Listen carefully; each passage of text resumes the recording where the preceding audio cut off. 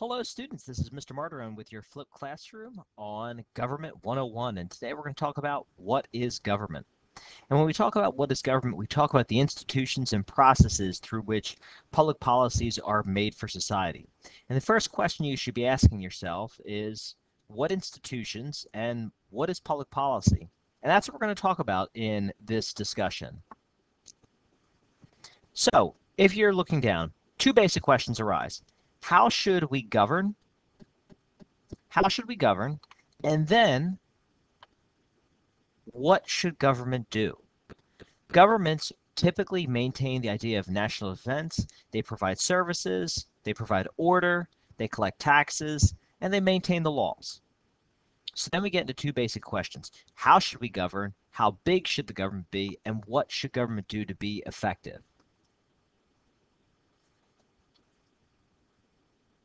So that begs the next question. What is politics? Because this class is entitled Government and Politics. So politics is a little tricky. Politics is the process by which we select our government leaders and what policies they produce. Politics produces authoritative decisions about public issues. So what does that mean essentially?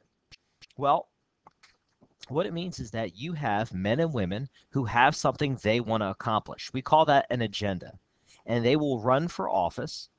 And if they win, they get to carry out their agenda and make change to public policy. So government and politics are two different concepts, but they're interrelated. I'm going to show you in the next slide.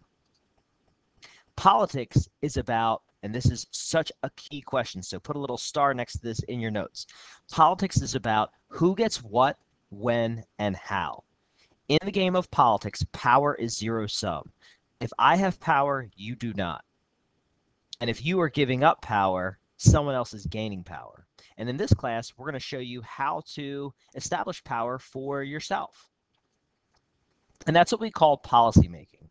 So within policymaking, there is this kind of circle, if you will, how policies are made. So we start with people having interest, problems, and concerns. All right, so think about in your own life, any sort of interest, any sort of issue that is near and dear to your heart. How are you going to influence that type of change? How are you going to get the government to change its policy? Best example I can give you from the 1960s, civil rights. African Americans were not treated as equals in the United States in the 1950s and even in the 60s. So what did African American groups do? They joined together, not just African American groups, but African Americans joined together. They formed partnerships with several millions of Americans who wanted to see anti-discrimination laws passed. So they joined what are called linkage institutions. Now, linkage, just like it sounds, it links the political parties, it links the government with the people. And that can include political parties, elections, the media, and interest groups. So any way that you connect to government.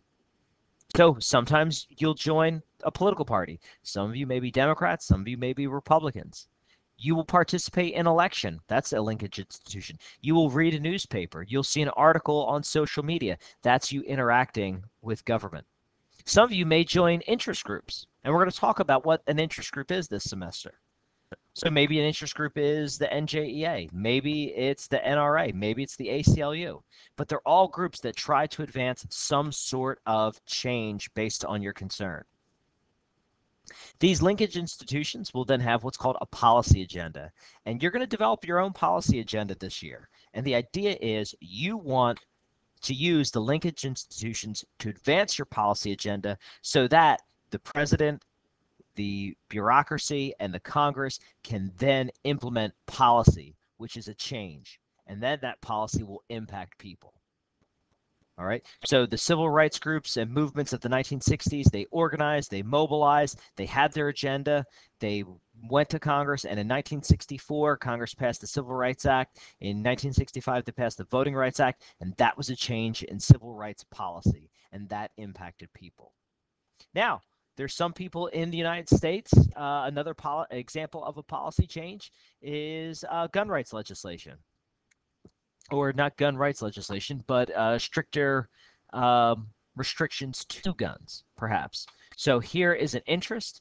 People are forming groups and institutions to advance their policy agenda.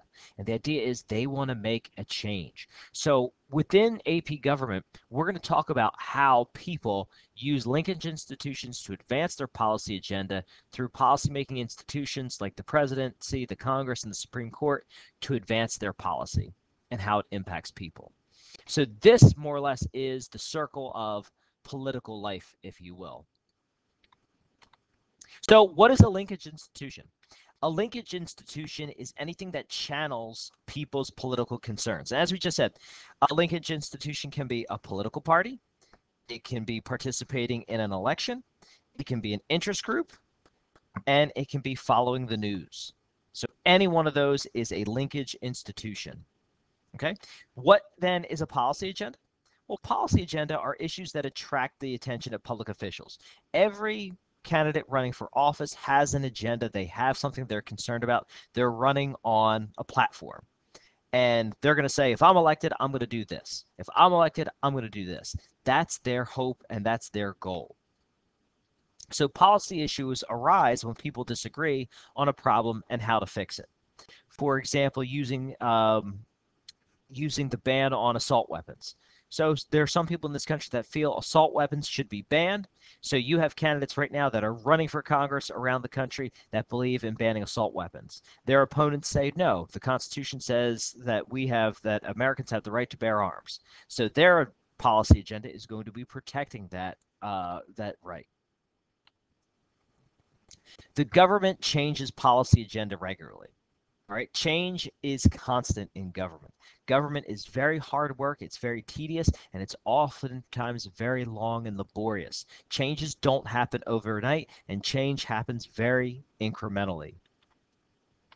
All right, so what then is a policymaking institution? Well, the definition of a policymaking institution, they're the branches of government which are charged with taking action on political issues. So we've got the legislative, the executive, the courts, and the bureaucracy. And again, this year we're going to be looking very closely at all of these elements of government. We're going to be looking at how the Congress makes laws, how the president enforces the laws, how the courts interpret laws, and how sometimes the courts make laws on their own. And then the bureaucracy, which is actually the government. The bureaucracy are the millions of men and women that actually execute the laws within the executive branch of government, how they can sometimes impede or advance a policy agenda. All right, so I'm actually going to hold up there. That's our first video before we give you a little quiz. I didn't want to give you too much away. That's your Government 101. If I went too fast or if you have any questions, please post them on our Google Classroom. If not, you can move on to video number 2.